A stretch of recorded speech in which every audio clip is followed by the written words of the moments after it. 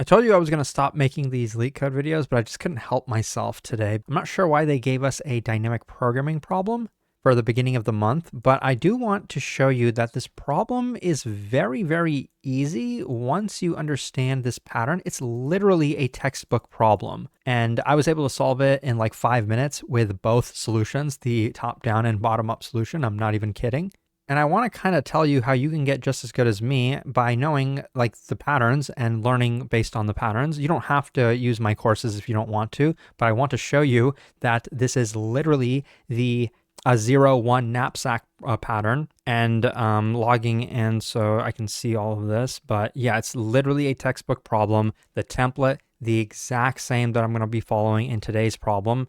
It's got some variations. There's many different variations of this problem. Coin change is considered one of them, but I think coin change is actually the unbounded knapsack. But anyways, let's get into it. Idea here is pretty simple. We're given a bunch of questions. Each question is going to be a pair of values. I'm going to go kind of fast, so please try to keep up. The pair is going to be first, the number of points that we can earn from that question. And second is going to be the amount of brain power it requires for us to solve that question. So you could think of it as this is like our reward function, and this is like our cost function. I mean, not literally, this is not machine learning, but you could kind of think of it as the reward and the cost. We want as much of the reward and we want to minimize the cost. So you might think, well, maybe is this greedy? Whoops, my camera was in the way. Sorry about that. You might think, okay, is this greedy? And it's not. And the reason I know that immediately is, again, just knowing that this is the 0-1 knapsack pattern. Now, they tell us the way that this cost is going to work is we are allowed to start solving questions from left to right. And so if we decide for a question to solve it, it's going to cost us. And for each question, we're going to have two choices. We can either solve it or we can skip it. So again, that is a hint that this is dynamic programming, or at the very least, you should realize that this problem can be solved recursively with backtracking. And when I say that you should be able to recognize this, I mean like if you're familiar with this, or if you're preparing for interviews and you want to know if you're good enough to solve these types of problems. If you're just starting out, or if you're preparing, yeah, of course, you're not going to know how to do all these little things. But anyway, so that's the general idea. So we're going to kind of have two choices, right? So in this case, we could choose that we get 3, 2, or we could skip it, in which case we end up at the next choice, so 4, 3. And in that case, again, we could either choose it for 3, or we could skip it. So I'll just put a little line for skipping. Now, the interesting thing is that when we do choose something, so if we chose this one, we got a reward of 3, but it costed us 2. That cost means that we have to skip the next 2 questions. So at that point, the choice that we would have is either to solve the question or to skip it. And the question this time would not be either of these. It would be this one, 2, 5. And then the 5 is going to cost us, so we have to skip the next 5 questions, but the 5 questions do not exist. There aren't any more questions left. So this is sort of a base case. So along this path, we total up all of the points that we got, and that was 5. Among all of these paths, we want to maximize the possible result. So that will be easy to do. After each recursive step, we just take the max of both sides and then return the max. So we do that even from the perspective of the subproblems. So for example, here, this would have returned nothing because at that point we were out of bounds. So that's the general idea behind this problem.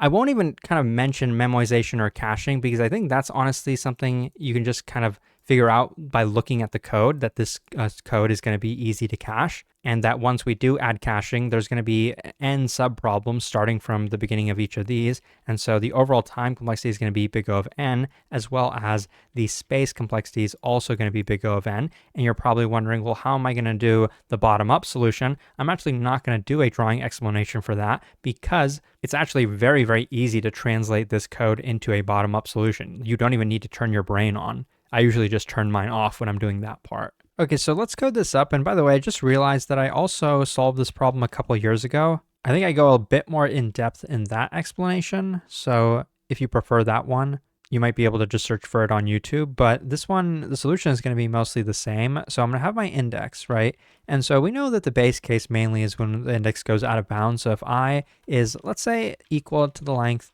of the input array, so that means it's exactly out of bounds. At that point, we have nothing to solve, so we can just return 0. And then after that, we have two main choices. We can call backtrack, like we have the skip case, and then we have the choose case where we actually choose to solve that problem. Skipping is pretty easy because then we just go to the next index, but choosing is a bit harder. We're actually going to need something for that. We're going to need to unpack the question at index I. So I'm going to say questions, index I. I'm going to get the points first and then the brain power. And because when we choose, we not only take the result of the subproblem, which is going to be at index I, plus the brain power, and we actually also need a +1 here because we're skipping this many questions. We're not going to advance this many places. We're going to advance 1 plus that so that we skip that many questions. And we will get this much points. So we take points and add it to the result of this subproblem because this is the question we chose to solve. This is the subproblem now. If we skipped it, we wouldn't have gotten any points, but we would have then had the subproblem over here. So among these two, that's what we're trying to maximize. So I could do this. I could say, well, max of these two, and then just move them inside. And don't forget the comma over here. And then this is what I could return. So this is the most brute force solution. I'm actually going to run it just to make sure that it works and I didn't miss anything. But we're going to call backtrack from index 0 on the outside. Actually, remember when we naively said this index is exactly out of bounds? Well, remember that we're not only advancing the index by 1, we could advance it by more than 1. So we might actually end up even further out of bounds than this. It's easy to remedy that. You just do greater than or equal and then return 0. So I think this should be good now. And as expected, we do get a time limit exceeded because this is an exponential solution. But you notice that inside of the function, we're just doing constant work. If you don't include like the recursive step, we're not really having any loops or anything like that in here. So we could cache the result of this function call because we know that the number of times it's going to be called is n different times for indexes 0 to n minus 1, where that's the length of the array. So we could have a little cache over here. We could use a hash map or we could use an array. I'm going to use an array. So 0 times length of the input, because we know that for any of the subproblems, the result should never be 0. That's why I'm setting it to 0. We could have also done -1, but we know that every question is going to have a positive number of points. So for none of the subproblems, we should ever have a max where it's going to be 0. So then down here, we can add another case where if the value at index I is non-zero, that means we already solved the subproblem. We can return the result of the subproblem, which will be stored in that array. Otherwise, we will compute it, and before we return, we're going to set the result in that array, and then we're going to return it just like that. So this is the entire caching code. So let's just give this a run. You can see it didn't really require many changes to optimize it. And there you go. Now you can see it works. It's pretty efficient. If you want to do the bottom up solution, I'll leave this code here and I'll show you how easy it is for this problem. Notice how when we go top down, we are solving the smallest subproblem first, and then we return the result of that, and then we can solve bigger problems. We can use that same idea iteratively. We can iterate over the array in reverse order and try to solve each subproblem. So I'm going to do this, and then I'm just going to wrap that in a reversed call, which should allow us to solve these in reverse order, just like this. So if you're confused on what to do, if you do it in reverse order, the step should be pretty similar to what we did down here. So I'm going to unpack those values, and then I'm trying to determine what to put here at cache and index I. I want to take the maximum of something. So I'm actually going to store those in variables. I'm going to have my choose, and I'm going to have my skip. So for choosing, it's going to be similar to what we had down here. So points plus the subproblem. I'm just going to copy and paste it because I can show you how I'm going to change this around. So we have the points, but instead of making a recursive call, we expect that the subproblem has already been computed. That's why we're going through these in reverse order. So instead of making a recursive call, we're going to do cache at index I plus 1 plus Brainpower.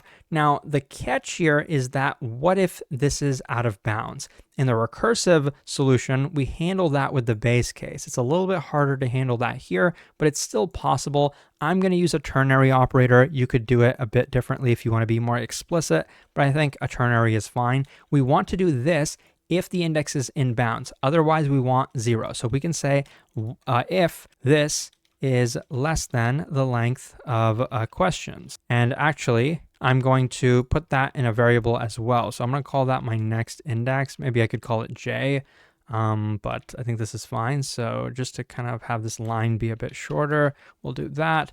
And then I'll do this over here. And I think for the length of questions, I'm going to change that to n to make this a bit more readable. So I'm just kind of working fast. I hope you're able to still understand what I'm doing.